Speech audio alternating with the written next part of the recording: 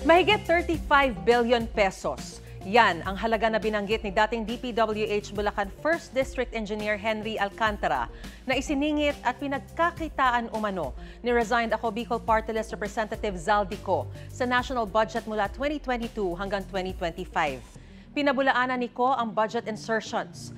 Kung i-convert sa aktwal na proyekto at programa, gaano nga ba kalaki ang mahigit 35 billion pesos?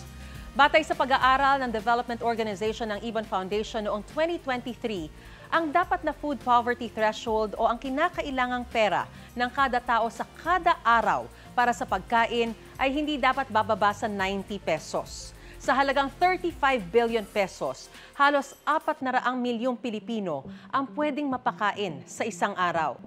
Sa edukasyon naman, ang Commission on Higher Education may merit scholarship program na sumasagot ng 80,000 pesos na bayarin ng isang estudyante kada taon sa mga state at local universities and colleges.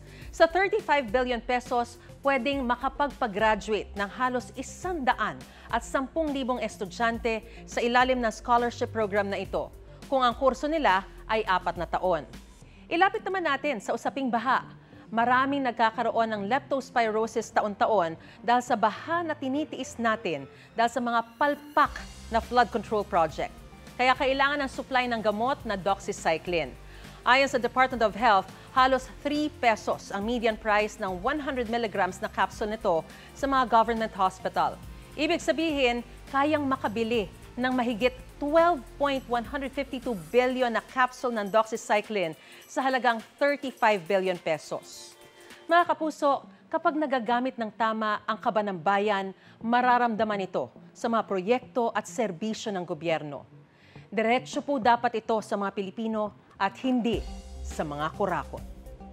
Gusto mo bang mauna sa mga balita? Mag-subscribe na sa GMA Integrated News sa YouTube at tumutok sa unang balita.